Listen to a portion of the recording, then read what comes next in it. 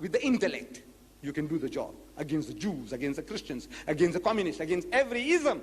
Islam is destined to master them all. Try.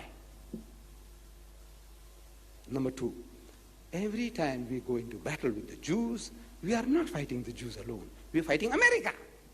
Do you know that? In 1973, Sadat did the job. They broke the Bar-Lev line. They crossed that Red Sea. They broke the Bar-Lev line. And America came in direct intervention. That Khabis from there. Direct intervention. With his men and material, he poured in, direct into the battlefield. So every time now we are fighting the Jews, remember this, that we are not fighting him, we are fighting the Americans. Now how you can fight the Americans? That weak that we are. I'll show you how.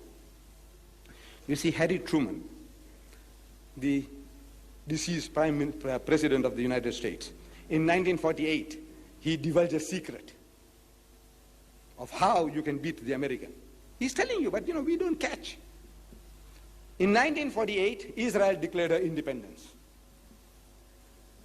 Within 2 minutes, Truman recognized Israel. Within 2 minutes, as if he was standing with open mouth, ready like the young man once you're getting married. We say in our language, nikah kabul ki. He says, you accept that woman as your wife. It's a ki, means yes. Like that, he's just saying, yeah. When you want to get married, how the guy is waiting, the young fellow, so you accept her? Say, yeah. That guy was waiting with his open mouth, who? Truman, to say he accepts her as his bride. Who? Israel.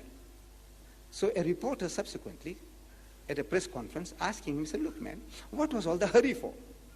2 minutes. That means this guy just says, we are declaring independence, and by the time the voice reaches there, he said, we accept. What was all the hurry? There are 100 million Arabs. They'll be offended with you.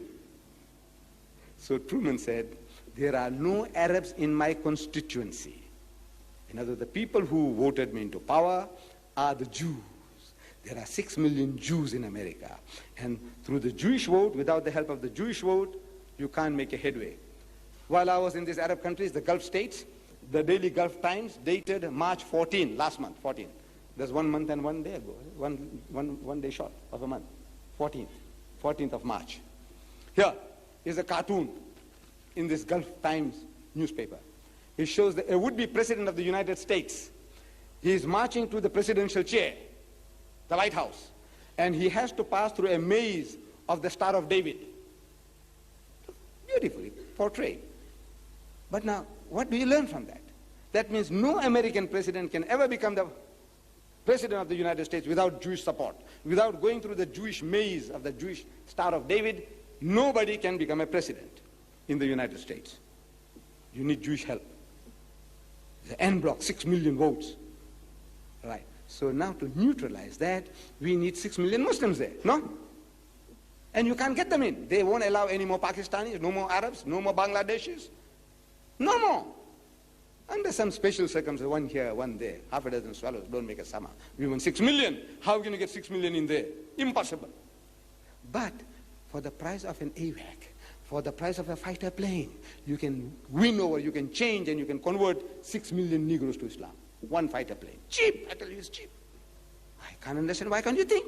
That money, what you need for one fighter plane, that amount of money you spend in propagation, Allah will be happy with you and you can solve your problem. Because if you got 6 million votes to nullify, neutralize the Jewish vote, the Americans will say, look, you Jews fight it out with the Arabs. We don't want to come in between. It's now a private matter between you and them. And immediately the Jew will come down on his knees. Because without American support, it can't last for a day. That nation can't last for a day. It's living on beggary, charity of the Americans. Billions of our money is being poured in, our money lying in America. I'm talking about our Arabs, brothers. Billions are lying there, and they're lending it to the Jews at a lower rate of interest, and they're lending it back to the Western nations at a higher rate of interest. With your money, they're making money, and with your money, they're shooting you. Look, as I put on your thinking caps, man, the guys, look, you had the right answer. The right answer, Truman told you. So look, no Jews in my constituency. Put them in. Put Muslims in his constituency. How? Change them, convert them. And Allah will be happy with you. This is your awal fard. You are doing that and you're solving your problem without shooting. So I said, open a second front. And there is hope. I feel there is hope.